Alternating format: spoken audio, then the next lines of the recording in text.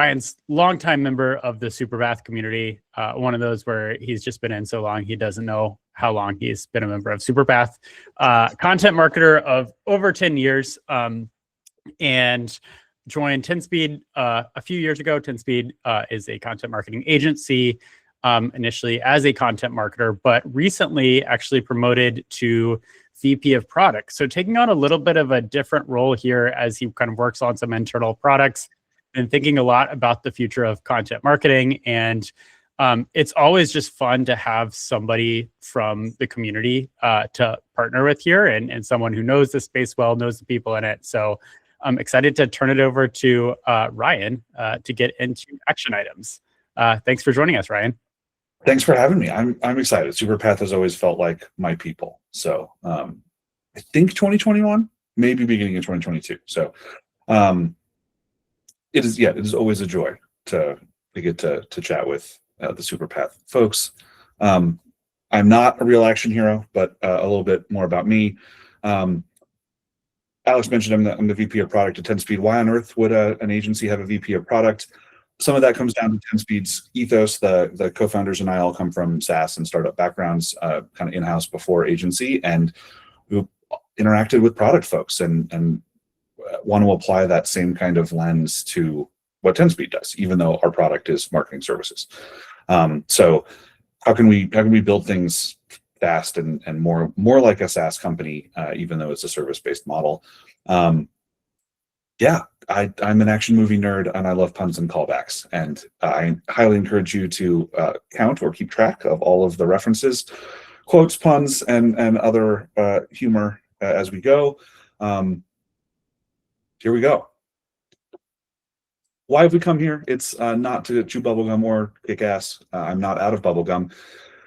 The goal here is not to do 101 content. I think there's plenty of that out in the world, and what's more, AI is doing more and more of that. So my goal here is not to fire up the idea machine. We all have a ton to do. It's February 5th, which means that the New Year's resolutions are probably already come and gone, have been broken. AI has only added to checkbox marketing. Priorities are shifting faster than ever. 10Speed clients are already in Slack asking us if we can reprioritize or shift roadmaps because something has changed in just a few short weeks. The 10Speed Slack is a very supportive place for that.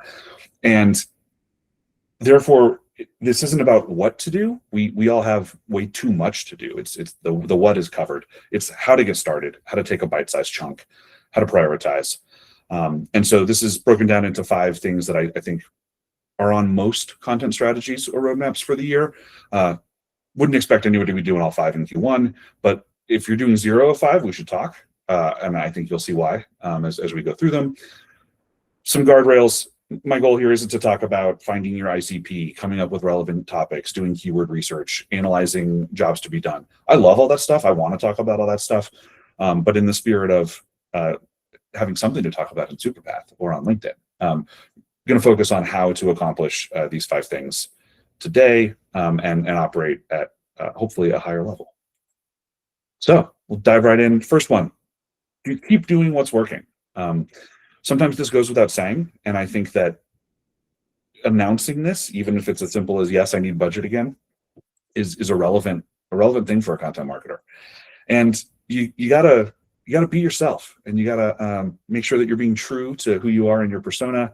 If you're a maverick, you got to be a maverick, and assigning that effort to doing the thing that got you to Top Gun is relevant and important. But of course, also, you never leave your wingman, and that's why we're doubling down on what's worked before. Because if you leave your wingman, you're just asking for a missile. So, what does that look like? I think it starts by being honest with ourselves about what is working now, and we have a beautiful poll to help with this. So I will fire the poll, and this is where we'll find out if we're also guinea pigs for Google's poll feature. More and more, I think marketing isn't about making all of these things work at once. We already alluded to checkbox marketing in the past. I think we're all already starting to do some things that look and feel like, if not cutting edge, different than things we've done in the past. The original research leading the way already, I think, is a sign that that's already what's going on. One of the questions I think we have to ask ourselves at the beginning of the year, though, is if I only got to pick one thing, there's only one thing I had time for, only one thing I had budget for, what would I pick? And it probably should be the thing that's already working.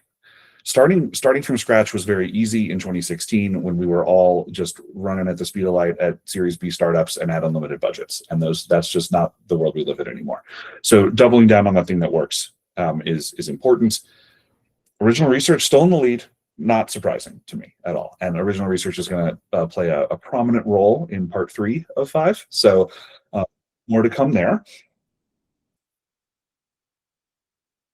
If we pick one thing and we want to double down on the one thing, how do we do that? And it's improve one piece of that one thing, improve it in one way. And functionally, there's really only 3 ways to improve it. You can make it cheaper, you can make it faster, you can make it better. And I don't think you have to do all 3. So we've picked one marketing thing and we're going to pick one way to make it better, and we're going to do that. Just do that. If you want to make it cheaper, look on the margins. How do we make it cheaper? Maybe our influencer program needs to use micro influencers instead of the big spenders. Maybe we need to find savings in paid and shift it to organic so that we're building a flywheel that operates kind of on its own with less ongoing spend. Lots of ways to make things cheaper. Even the first thing I've mentioned here under faster, like consolidating tools, could easily fall into cheaper as well. Consolidating tooling, vibe coding, right? Find a way to use AI to make something faster. Easy to say, hard to do. Streamlining human processes, I think, is much more in the wheelhouse for many content marketers and is an important how for improving the one thing. If we've already demonstrated that we can produce a particular type of content efficiently at quality, then why not streamline the review cycle so we can do it faster? Product marketing, do you really have to read everything 3 times? Really? Figuring that out lets us produce faster. And now we've taken the one thing we're already good at, the one thing that we already know is the most valuable, and we can do it faster. We can do more of it for the same cost. And that should show real results. And what's more, we know how to measure those results because we've already been doing this and we're good at it. We can also make it better. And this is almost like a double down on the double down. Which pieces of content were most successful last year? And why don't we make every piece of content look like those? If we just make all of the stuff that was in the middle look like the stuff that really crushed it, we're going to make this one lane better. This is where we take the resources from the thing that we made cheaper and shift stuff around. So this does all kind of work together, but the how is an example. This is exactly how 10-Speed has approached this exact thing in the last 4 weeks for clients. We take the stuff that was working in SEO and that it was working, and we keep doing it.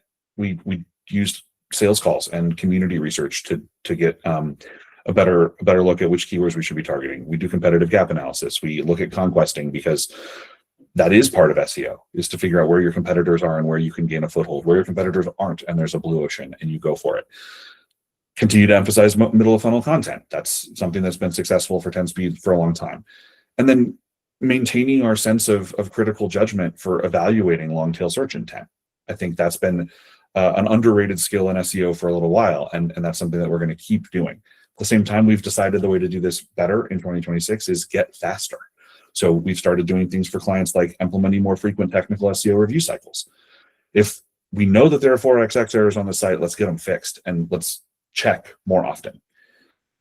We can use AI to process SME interviews. We can use AI to take those interviews and create key takeaways, create quotes, so that we're faster from SME interview to article. That's a way to get SME into an SEO motion faster. We can also add rich elements, things like branded tables, image templates, to the CMS so that we don't need a design brief for every single blog image. It's a featured image on a blog. It's 2026. Let's just get the darn thing up. So we can get faster on something that we already do well and get more bang for our buck. Why does this work?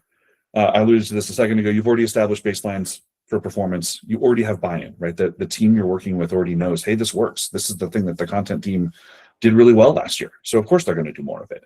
You've also flexed the muscle. You know where the weak points are in your process. And you're finding that point of diminishing returns. If doing more of this doesn't get results, then you've got it dialed. You know where to pull back. You knew I was going to talk about it. AEO on a lot of content strategies right now, even though only 2 of you said it was working today. Yeah, I often feel like this whole AI thing is a runaway bus with a bomb strapped to the bottom. So I'm guessing I'm not alone there. Look at baby Keanu. This is how I imagine a lot of LinkedIn SEO influencers when AI mode becomes the default, snarling into a payphone with a giant explosion happening behind them. Another poll. We're going to end the previous poll and put up the next one. I'm very curious where folks feel like they stand today with AEO, because I'll be honest, I have a different answer depending on the week sometimes, and I'm pretty invested at this point. So let me scroll down here and go to poll 2. I keep wondering if the folks on LinkedIn that say they're crushing it are not actually crushing it. I'll admit is part of the skepticism behind this poll. And at the same time, most folks I know have at least prioritized this, even if they're not sure where to start. And this is another place where, like, we know the what. I don't think anyone here is like, oh, well, LLM visibility doesn't matter or AEO isn't a thing. At the same time, not being sure where to start means that this gets lost in the shuffle, and knowing the how matters a lot. So perhaps in the chat, such as it is, those of you who have started doing refreshes or other workflows, I would be very curious. Tooling, how many per month you're doing. That's the kind of thing that I think we're all still dialing in to some extent. I will leave the poll live. But I think AI's mission statement is that done is better than perfect. There's never been a more powerful tool in human history for churning out B- work. And somehow that has resulted in all of us who do A work haggling about M dashes on LinkedIn, which is maybe not the beautiful future we were promised. Because done is better than perfect for AI. And this is fundamentally about AI visibility. Let's embrace done is better than perfect. I'm not suggesting B- work, but done being better than perfect can unlock some things for us. So let's hit the gas. Let's get the bus to 50 miles an hour here, because tick, tick, tick, the bomb is counting down to the point at which we will need to show results on this, even if your CEO isn't already slacking you about why ChatGPT gave them a particular answer. We can speed towards some motion here with just going with the pages that we know need to be updated.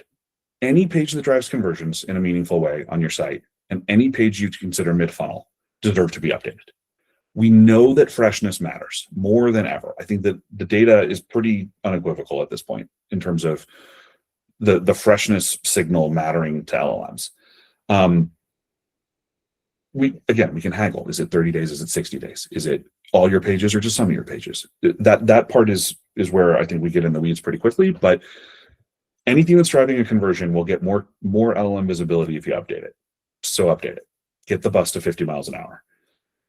Then keep the bus at 50 miles an hour. Stay fast and incorporate the quick wins into existing workflows. Every article needs FAQs and key takeaways. I don't think this is writing for the robots. I don't think this is like chunking ourselves into oblivion. Adding FAQs and key takeaways at the top of the article, bottom and top of the article respectively, is something that improves LLM visibility without ruining the UX for humans or adding a lot of time and effort for content marketers. Let's start there. That is a how that doesn't require the world's greatest AEO refresh workflow. It's a place to start, and it's a bite-sized chunk for us to do this quarter. I'll show in a second an example of a 10-speed AirOps workflow that uses AI outputs as a future input later in the prompt chain. And that is in service of creating human touch points in that workflow. Then let's loop it. Let's make sure that the guy watching the bomb doesn't notice that the camera is on repeat. So this is where we can build for robots. I don't think we need a separate copy of the site that is explicitly designed for the robots to crawl. That's a little insane, if I'm being honest. At the same time, let's make sure that we have a baseline set of content that is easy for the robots. I think that we're rapidly moving towards a world where we have some of our work that is designed for LLMs and some of our work that is designed for humans. We'll talk about that more in a second too. Here's an example of a 10-speed AirOps workflow. This is one step in our LLM optimization, like refresh flow. And I have carefully screenshotted this to not reveal all the secret sauce, but this is a separate step where we're giving the prompt chain context and we're giving the model context. And I think that we all know that that is important, but this is another place where the what is well known at this point and the how is more complicated. Here in AirOps, we're using custom variables.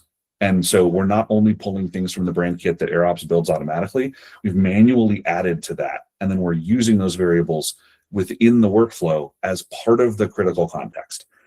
We also have custom variables that go into the workflow itself. So strategy note here is something from our strategy team about why we're doing this. What is the purpose of this particular refresh? And so the secret sauce goes straight to the prompt. And the output of this whole section is the context that then gets worked into the next prompt, which says, go do the thing. This is the more responsible way to use AI to generate its own work. Yes, we are using AI to help us generate the context faster, but I don't think we're at big risk here of like recycling ourselves into oblivion because we're adding human input in a particular place. Notice also we're doing things like pulling similar pages for consistent formatting. It's not going to take a blog post and then refresh it to look like a product page because those have better LLM visibility. It's like a really important step, I think.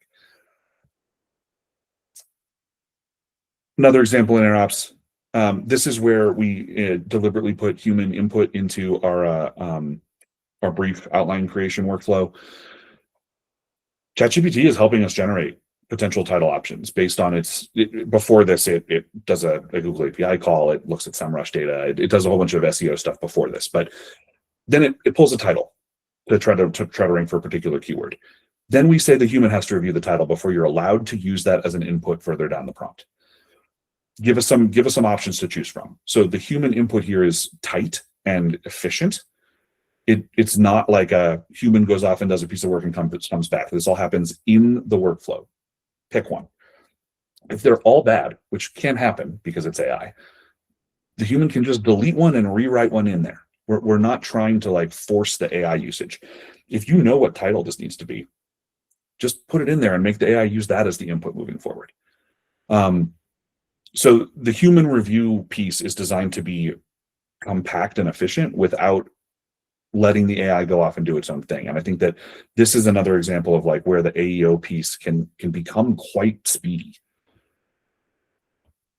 Few cents about visibility tools, because I don't think it's responsible to put an AEO section in a presentation like this without talking about visibility tools. There's so many of them, and everyone's got an opinion, and it's a bit of a mess. My philosophy on this is pretty straightforward. If you can afford it and you actually understand what it's doing and how it works, like where is it getting its data and what's the methodology for analysis, and the UX works for you, it's probably fine. Like, go for it. If it costs a lot of money, if all of their independent research comes from synthetic data, if you're not allowed to customize which prompts you're monitoring, if the methodology is really murky or unclear, those are bad. Those are probably a grift. Don't do it. The custom prompt monitoring, I think, is really important. I don't think any AI visibility tool out of the box knows your ICP the way you know your ICP. So you are more likely to come up with the prompts to monitor that matter to your audience than anyone else. And for what it's worth, that seems to get around most of the concerns about AI visibility, right? Like, how do we actually know this is what people are searching for? We're good marketers. I actually know what my ICP cares about. Like that's a thing. That's part of my job. So, and that's an important feature for the visibility tools. 10-speed uses Gumshoe.ai. Pricing was genuinely a big factor in why we went that direction. Gumshoe has a plan that lets us scale up and down, so we can start and stop for clients very easily and monitor more or less prompts as we need. Felt very validated, of course, when Gumshoe was prominently featured in Rand Fishkin's research piece last week. So Gumshoe gets a thumbs up from me. Why does this work? it works in part because of what I mentioned earlier. We're starting to really lean in on building content in two separate streams, one for robots and one for humans. Here, we have something tight and proactive to show folks when they say, so what are we doing about AEO? Why aren't we showing up in this thing that I prompted this one time 2 weeks ago, when it always shows up something different? We're building something that is repeatable. We're building something that has some pace to it, some 50 miles an hour speed. We're also not chasing the algo. We're not living and dying on every single time an open AI engineer sneezes or changes one piece of data somewhere in there. We're certainly not doing things like putting invisible text on a page with extra LLM instructions. Don't do that. Key takeaways, right? This is like a really reasonable step. For me, this is akin to, in SEO, put the keyword in the H1. Like, do a simple thing that helps everybody out. Brand awareness is another big talking point on LinkedIn. All of my favorite folks are talking about the importance of brand. How do we convince higher ups to give us permission to do brand, to give us budget, time? Brand doesn't show instantly attributable results. It's not last touch, all of that stuff. But I suspect everyone here knows that you need a really good brand. You got to know who you are, and you really have to maximize it. Everybody should know your name. Everybody should know your logo. Right? This is a helmet that everyone recognizes. This is a great brand. This brand knows how to get a whole stadium full of people chanting at any time. But of course, there's more to a brand than that. Your brand also needs to be well defined and have values. It's not enough to just be Gladiator. You have to be Maximus. People need to know what you stand for. You're the loyal servant of the true emperor, and you're going to have your vengeance in this life or the next. And of course, if in the next life you are in the market for vengeance, contact sales, because brand is all about future demand. The action item for brand is to use the knowledge you already have. Right? Maximus takes all of the information he has learned from being in general and applies it to the Coliseum. And the same thing can happen here. Take the information that you already have, first party data, and turn it into future marketing or present marketing for that matter. How do we do that? Choose the narrative. This is where we gotta be marketers first, not PhD researchers. Choose the narrative and find the data to fit your narrative. Build your brand around your brand values, and do that with data from your product. If you do it with data from your product, you're already talking about your product in an organic way. So everything that flows out of that becomes easier. You don't have to worry about some ham-handed connection between the product and this data you're presenting. You get to actually just naturally segue for once into something that feels more bottom of funnel. I think for this research also, don't be afraid to make it very niche. You do not need to reach your entire ICP with every single piece of research. Pick one really good piece of research, one really good data point that fits the narrative for one part of your audience, and go to town. Digital PR, we're going to talk more about this in a second. This is the way to distribute the data now. Mentions are the new backlinks. Digital PR is, I think, no longer optional. This is where LLMs are pulling from. This is part of building a brand online in an important way. I'm now at the risk of going back into the 101 content world. And then, of course, repurpose. These stats, this first party data can be used in all sorts of other places. So how do we start doing digital PR? You likely need a partner. I always used a partner for this when I was an in-house content leader. And now that I am the partner, try to be very receptive to the concerns that I myself once had in working with partners. The two things that need to change from a typical content strategy or a typical content motion are change your SME process and research the influence, not the ICP. Content marketers are very good at getting subject matter expertise to fuel our own writing, and we're very good at understanding ICPs and jobs to be done. Digital PR requires some tweaks. First, you got to work for stats and quotes, not just subject knowledge. The interview has to change. It has to become a little less technical in some ways. That whole skill that we always talk about, where we're speaking to the layperson, has to become even more a part of the SME interview. And you have to kind of like walk and guide folks through that a little bit. Getting a highly technical SME to go there requires refining your interview process. one great way to do that is to frame the conversation around trends and industry at large. What are people doing wrong today that they weren't doing wrong 3 weeks ago? What do you think is going to be different from this in 3 months? Those kinds of trends get the SME to think about this stuff in a way that plays nice with digital PR campaigns. Because ultimately you're looking for hooks. You do not need something that you're going to need to build some wild design flowchart just to explain on paper. The other half of that, again, is research influence. I think SparkToro is a great tool for this. Who are your target buyers? Who does your ICP actually follow? And then what is that person's job to be done? This is the thing that the agency world is often talking about and thinking about. If I'm marketing to marketers, I also need to understand those marketers' people, right? Like my clients' customers matter a lot to me as an agency person. So same thing matters here. Your customers' influencers might have a different job to be done. And you need to speak to that when you pitch, not to your ICP's job to be done. That's what you're pitching about. And separating that in your head is an important first step for digital PR, where the strategy changes a little bit, and that's how to start. This research doesn't necessarily require a partner, though we often have some specialized tools and stuff to help. So understanding this will help set up that first party data to do the job in the first place. Last thing, LLM mentions, this is a huge part of why we're doing digital PR these days. You can do this yourself, right? In that visibility tool, analyze the reasons AI is citing particular pages. And yeah, cold pitch the mention. Say, will you mention me in your listicle? Send the email. There's not a shortcut there. And it feels a little icky to me still sometimes. But adding something of value and being really true to your brand is a big part of that. What does your brand stand for and why should you be mentioned? And prepare for rejection. It's going to happen.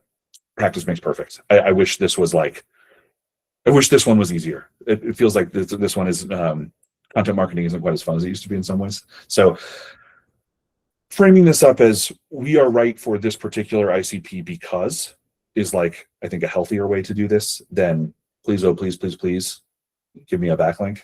Because that's not where I want to be either. A little exercise for us. Take a few minutes here so that we all have something to take away, an actual piece of first-party data. Let's all think about, maybe even write down 3 pieces of first-party data that you could build content around that fits your brand narrative. Starting here is I think the lowest hanging fruit. What data do you have access to from your product? I will be very transparent. For 10-speed, it's aggregating all of the GSC data from our clients and anonymizing it. Being able to say across all of our clients what is happening in search. And then being able to break it out. Here are the e-commerce clients. Here are the MarTech clients. That's, for what it's worth, a colossal pain. GSC does not make that easy. So figuring that kind of thing out is always the starting place. There we go. And adding the content type and distribution angle that best serves this. Is it an infographic? Is it a long form research report with 40 graphs? If you have year-over-year data and can show multiple sections, highly recommend the giant thing with a lot of graphs. And the distribution angle. If it's a big giant report, how are you going to slice and dice that for digital PR? If it's a single infographic, how are you distributing this on social in a way that actually gets organic reach? Because it's not fire and forget through your brand account, right? It's building supporting text in your founder's voice and tone. So this is, again, we all know we need to use first party data. How are we going to do it? This is the start. And then finally, I don't know why it's doing that. Add the key narrative and success metric. How do we know when this first party data accomplished something for us and for our content program? And how does that tie back to the key brand narrative? I think this is the link in the chain that we often forget in terms of the how. We know that the first party data is important. Many of you already said that that's a thing that's working today. tying that back to the brand awareness piece of the puzzle and like bucket in the strategy is something that we can save for last, but it is an important moment. Why does this work? I don't think people convert from AIOs. ChatGPT, sure, but like a true AI overview, I just don't think that's where people convert. I think people either use it for quick information, which is what I often do, and then leave, or it's the start of the journey. And so having the hard data associated with your brand tied together in a digital PR motion with mentions, third-party mentions, means that the AIO leads me to a place where I am much more likely to convert. And that's all the stuff the brand is supposed to, that is exactly what we hope for from a brand awareness campaign or approach. So the first-party data can be that vehicle. Tons of repurposing fuel here, right? Once you have this great stat, this great quote, you get to use it all over the place. This is also an easy way to get buy-in on some brand plays and awareness plays. We're doing this mostly for LLMs, even though we know as marketers it has all these other benefits, right? And there's a way to kind of politic that, I think, in a productive way. Our fourth thing, I think I'm still on time. Bottom of funnel. Bottom of funnel can feel a little predatory, I think, from time to time. Maybe we feel like we're wading through a jungle of a jungle all by ourselves with no technology. And really, bottom of funnel is about a sense of urgency, because if these people have shown some purchasing intent, and I think that bottom of funnel has become the starting place. For so many years, we started with top of funnel content. It was fast to produce. It was easy to produce. Get it up on the site. And then it made the traffic graph go nuts, right? We could quickly and easily produce a ton of top of funnel content, and the website looked like it was just popping off. And in the meantime, that's kind of gone away. And it's gone away because of what I mentioned a second ago with AIOs and informational content. So I think that bottom of funnel is now the starting place. Bottom of funnel is where we need to spend our time and effort up front, because it's how we build the moat now. Bottom of funnel also used to live with the product marketing team, and I think more and more it's with the content team. This is how we repurpose to sales enablement. This is how we fuel those brand mentions, because we have to talk about our brand in order for the brand to get mentioned. We can't just talk about top of funnel stuff that's tangentially related to what we do. Ask HubSpot how it went with the emoji article. And then finally, it helps you own the narrative. Yes, sometimes owning the narrative requires a listicle. Listicles have a time and place, and there are ways to do them in a productive and ethical way. If you don't own this narrative in an age of LLMs, your competitors will. So how do we do this? I have one more slide about the AIOs thing. The website actually has more work to do than ever, right? If the AIO is the start of the journey and they end up on your website eventually, the website's got to do all the heavy lifting. If the click volume is going down because of AIOs, we got to get more from every person who actually comes to the website. So I'd argue that in a world with this much AI content, your website has to be better. I've seen some folks come to the conclusion that now your website doesn't matter because everything just happens in the LLM, and I disagree. The action item here, build a piece of comparison content. This is a tough one for some folks. This is stressful. This is hard. Your legal team is already shivering. Things to think about. How are we targeting the right prompts and long tail queries? Because comparison content needs to get surfaced algorithmically. No one wants to be plastering comparison content on their founder's LinkedIn, right? Like that's not a good distribution channel for this stuff. The point here is to get it to pop up when people search, wherever they're searching. So that's important. There's another place to niche down. Not every piece of comparison content needs to talk to every single person. And we can talk about even one feature. I don't think there's one right way to do this. One of my favorite comparison pieces of all time is FIOS. We can link to this. I can link to it in Superpath too.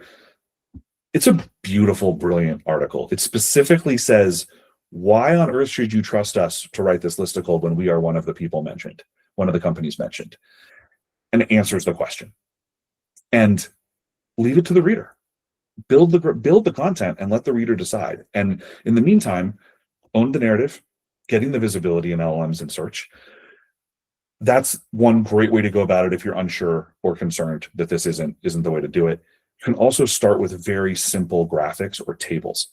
Get a comparison table at the bottom below the fold on a product page. Just start somewhere. That product page may start showing up in LLMs more. And if that product page starts ranking for keywords that are triggering AIOs, you've got some evidence that you're on the right track. Same thing with industry pages or use case pages. Some kind of comparison element on the page is a great place to start for this that doesn't require, we need to do secret shopping for 5 competitors today before we can write this article. Start with a table. Also flexes that product marketing muscle for the content team, and that's valuable. Why does this work? This is a horrifying photo. Why does this work?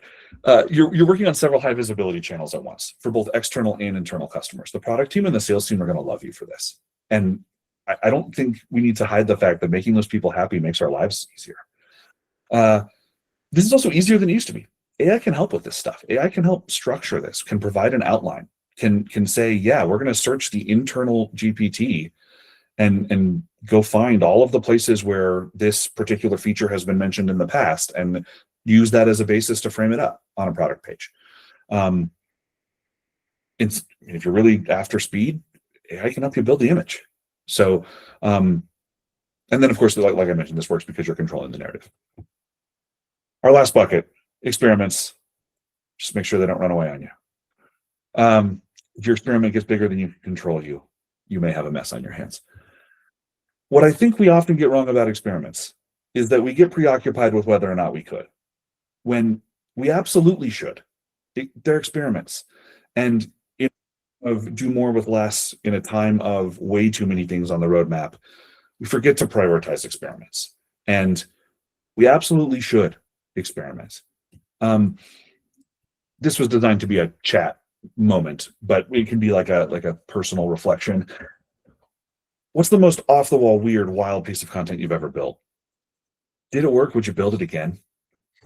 Couple examples from my past. I made up a fake award for Teacher Appreciation Day and gave it to several teachers across the country, and had a superintendent of a school district in California not realize it was fake and tweet it out and put it on the school district website that their teacher won a Teacher of the Year award that I made.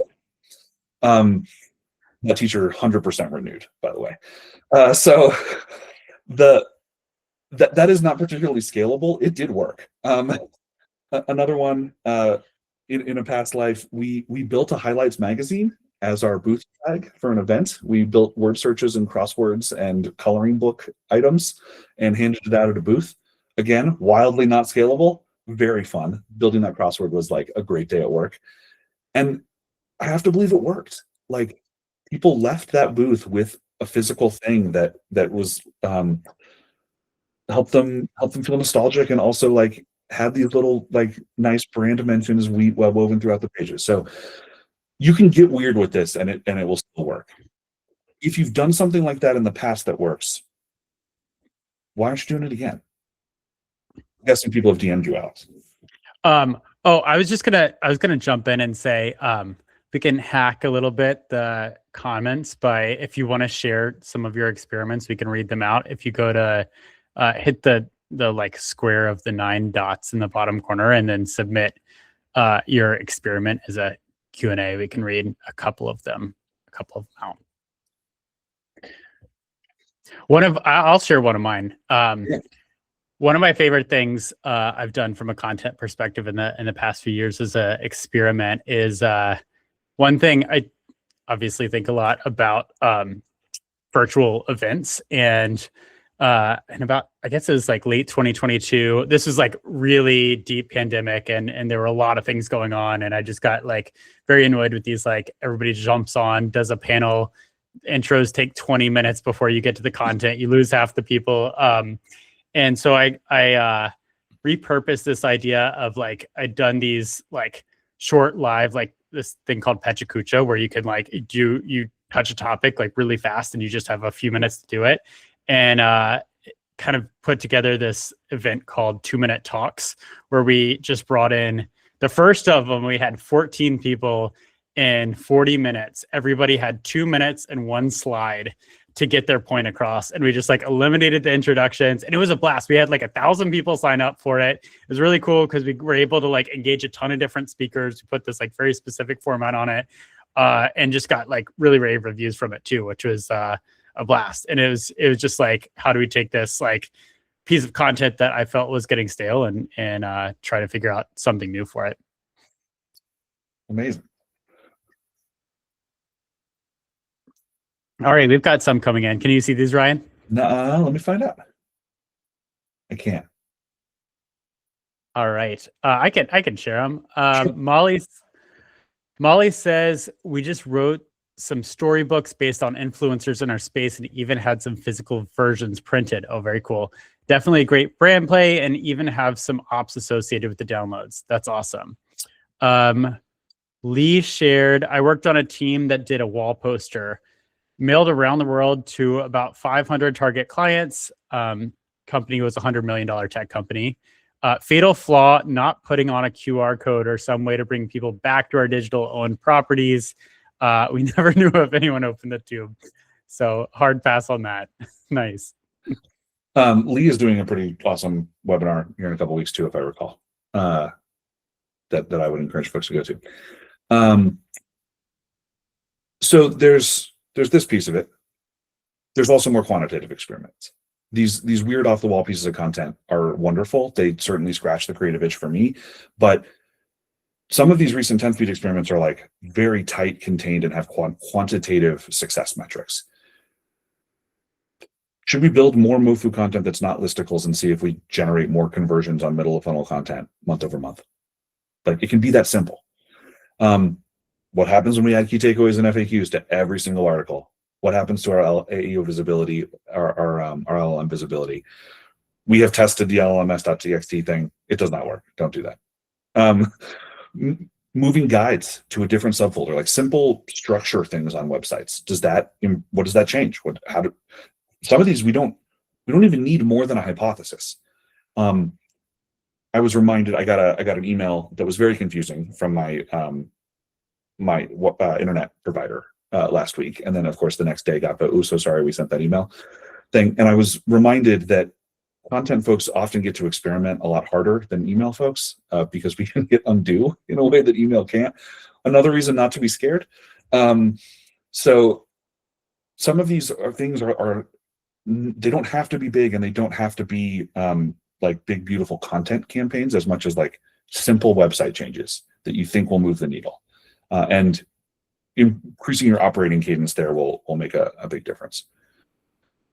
There's a time to do what other people are doing and do it better than them. There's also a time to zig when everyone else zags. And I think AI tools make that so important. If everyone has access to the same tools, how are you going to be different? Because it can't just be your prompts, I guess is what I'm trying to say. Life finds a way.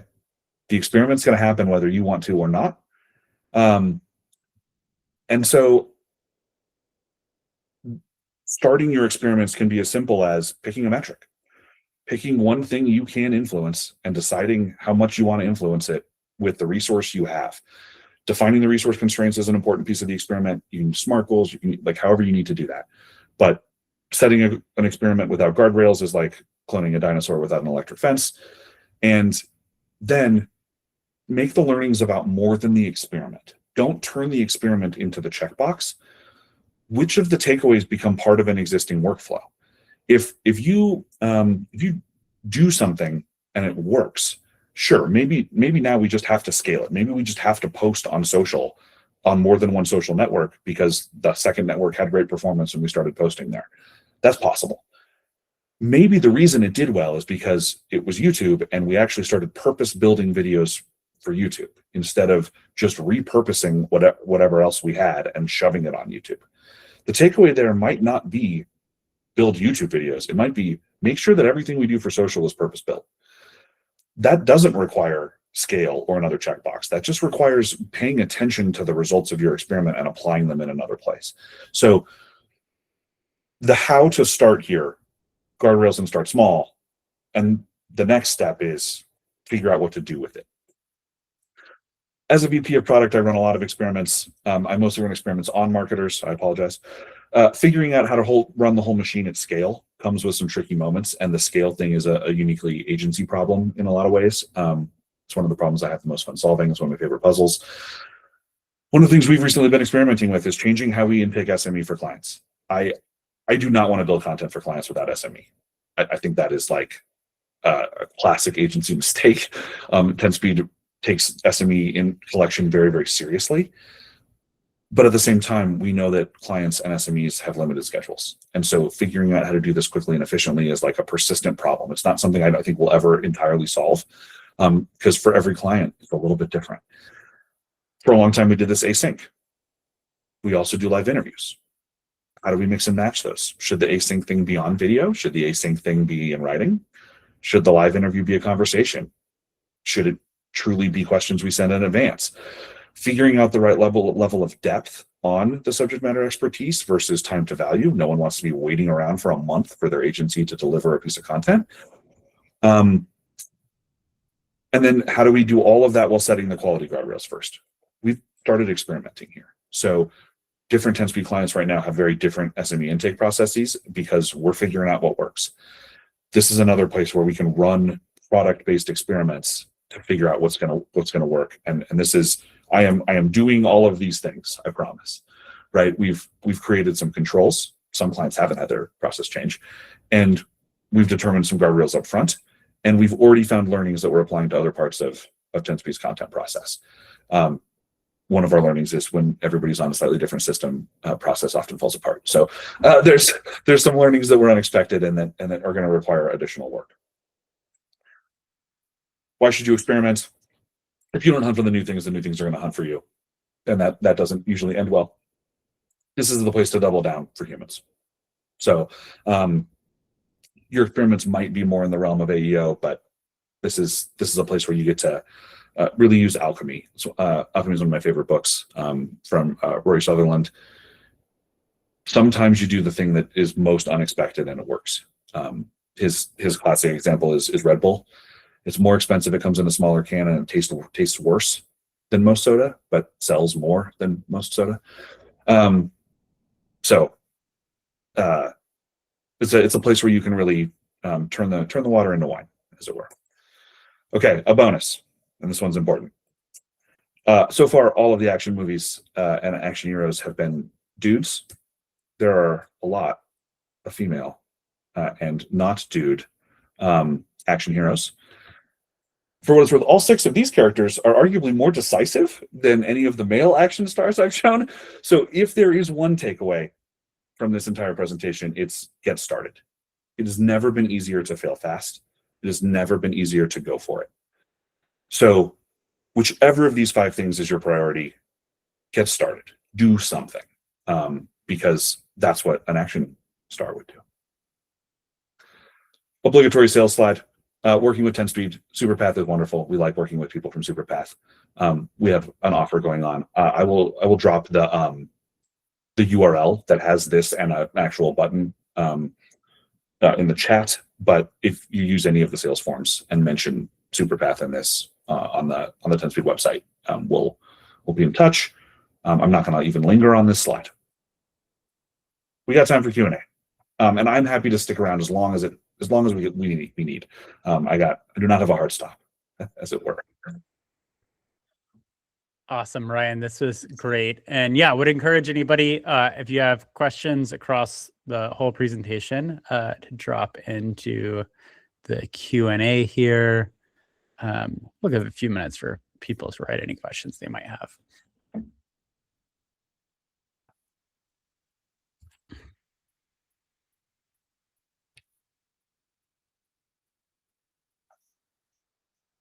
I saw one earlier.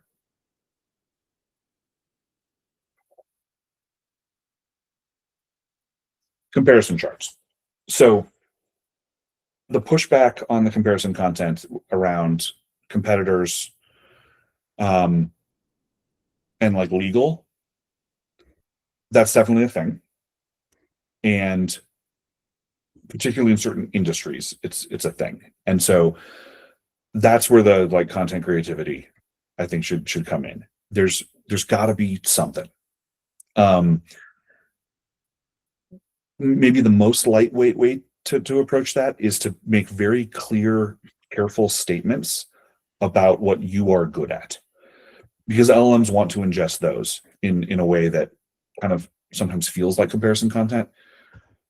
This prominent feature from our product does exactly this for exactly this person is the kind of statement that AI wants to surface, right?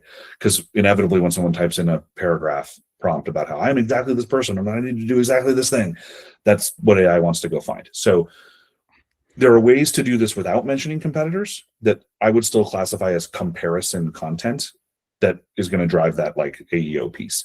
That would be the follow-up there. Got some more ones coming in now. Lauren's asking, what do you see working as far as MOFU content? We still do listicles. We do listicles pretty regularly. They seem to work. My quick peek did not show the visibility drop-offs that were in Lily Ray's post from yesterday. We also aren't working with 3,000 articles, 200 listicles. We're working with a couple hundred articles, a few listicles on the website, in part because that shouldn't be your only form of comparison content. I think that's for me, that was one of the takeaways, was when listicles are your only form of comparison content, you will get AEO results and Google might penalize you. Comparison content should be spread out across a number of options. Other MOFU content, templates are always a win. For me, middle of funnel means these people know exactly what is happening, but need help accomplishing it and aren't quite ready for that help to come in the form of a purchase. So give them something that helps them accomplish the goal. Examples from a past life. When I was in ed tech, we built a lot of lesson plans and we gave them away for free. Because having a lesson plan template makes your life easier when you're a teacher. Sometimes you just need to get through the day. And those have always worked for me and continue to work for me. So figuring out which template is most relevant for your audience is the tricky part there. AI makes creating them faster, which is nice. I don't have to agonize over fiddling in Canva the way I used to. And then I see Sam's question too. Hi, Sam. Right now, we are AI heavy on all of our key takeaways and FAQs. As in, we are asking AI to draft all of those, and then we are editing them. So, and they're working. So if you are entirely creating key takeaways and FAQs with humans, I would encourage you to try it with AI and see if that changes anything. That would be a great experiment, actually. I'd be interested in the results of that experiment. I can keep reading these, Alex, at the TOFU article through an AI workflow. We have gotten very choosy about TOFU content because AI overviews are slurping up all of the what is and informations. And that doesn't mean you can't build top of funnel content. And it doesn't mean that having a base of top of funnel content on your website doesn't do a service for your audience or for your prospects. Particularly since 10-Speed works with a lot of B2B folks, that top of funnel content is becoming less and less of the mix. We can do that through an AI workflow. All of 10-Speed's content gets a human editor on the other end. So even when we use AI to draft something, it always gets the humans before it goes to the client. AirOps is our dedicated AI tool in a lot of ways. We've got a lot of workflows in there and are building more. Everything from like that SME interview synthesis to LLM optimizations to article drafting. Asking the AI to build the outline of an article, we have found to be more successful. Like we can get the AI to set the writer up for success, and that's still the most common thing we do is human plus AI builds outline, human writes, human edits, particularly for things like middle of funnel content. It's like AI is I don't know. Still feels risky sometimes to me. Feel like just let it completely go off on its own.